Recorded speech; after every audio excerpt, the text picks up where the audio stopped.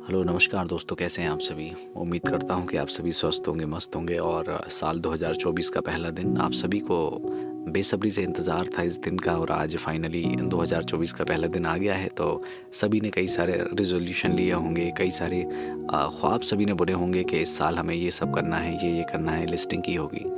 तो दोस्तों आज यूं ही मैं बैठा हुआ था तो मुझे एक स्टोरी याद आई। मुझे लगा कि ज़रूर आप सभी के साथ शेयर करना चाहिए। दोस्तों एक व्यापारी होता है जो कि बहुत ही बड़ा व्यापारी होता है और एक शहर से दूसरे शहर वो व्यापार करने के लिए जाता है। लेकिन नेचर से बहुत ही नकारात्मक व्यक्ति होता है। हमेशा नकारात्मक बातें करता है। हे भगवान तूने मुझे ये नहीं दिया, हे भगवान मुझे इस चीज़ की कमी है, हे भगवान।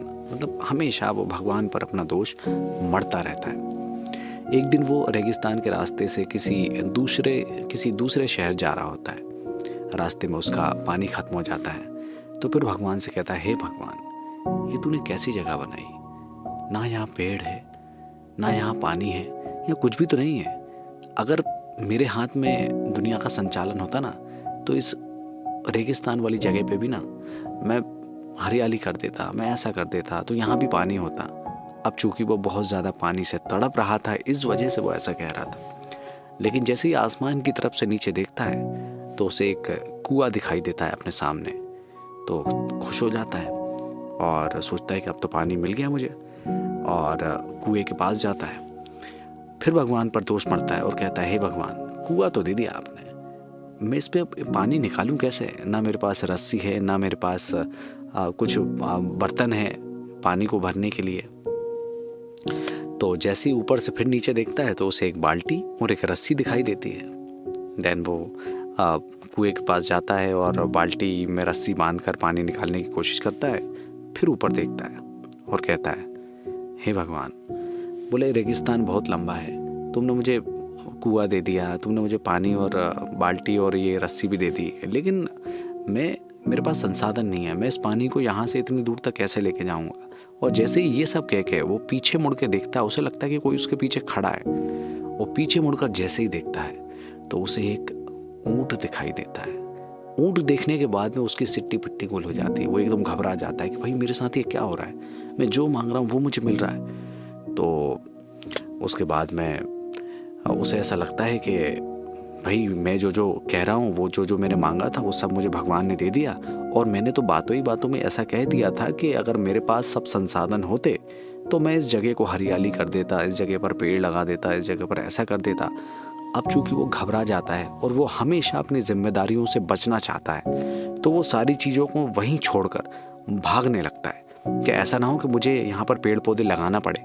तो वहाँ से भाग जाता है, दौड़ लगाने लगता है, भागता है भागता है भागता है। जैसे ही वो भागता है तो एक पेपर आके उसके सीने से चिपक जाता है, हवा में उड़ता हुआ आता है। तो उसे खोल कर देखता है और उसमें लिखा होता है कि भाई तुमने पानी मांगा, मैंने पानी दिया। तुमने रस्सी और बाल्टी मांगी, मैंने वो भी दिया।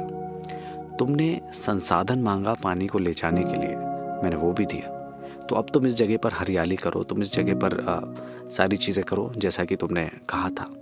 वो आदमी इतना घबरा जाता है कि उस पेपर को वहीं फेंकता है और दौड़ लगाकर किसी दूसरे शहर, दूसरी जगह तुरंत वहाँ से भाग निकलता है। दोस्तों मोरल ऑफ द स्टोरी बहुत ही सिंपल है, बहुत ही साधारण है। वो आदमी अपनी जिम्मेदारियों से बचना चाहता था, इसलिए उसने वो काम नहीं किया। उसके पास, चूंकि हम हमेशा दोष मढ़ते हैं कि मेरे पास ऐसा होता तो मैं ये कर लेता, ऐसा होता तो ये कर लेता। उसने भी भगवान से यही कमिटमेंट किया था कि मेरे पास अगर ये सब संसाधन हो तो मैं इस जगह को हरियाली दे सकता हूँ, पानी दे सकता हूँ। लेकिन वो नहीं कर पाया, वो वहाँ से भाग निकला। दोस्तों इस कहानी का सारांश एक ये भी निकलता है कि हम हमेशा कमियों पर ध्यान देते हैं, हम नकारात्मक होते हैं।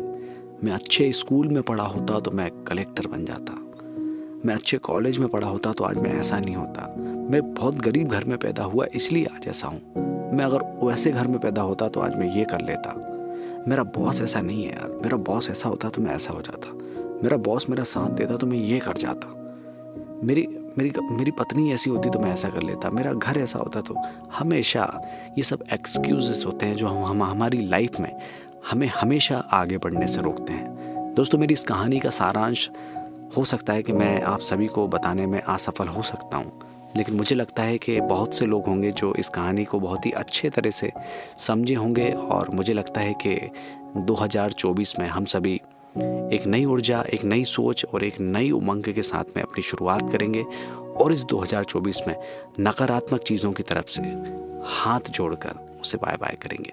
थैंक यू सो मच आप सभी का। आपको वीडियो पसंद आया हो तो अपने विचार ज़रूर साझा करें। थैंक यू एंड आप सभी को न्यू ईयर की बहुत बहुत शुभकामनाएं।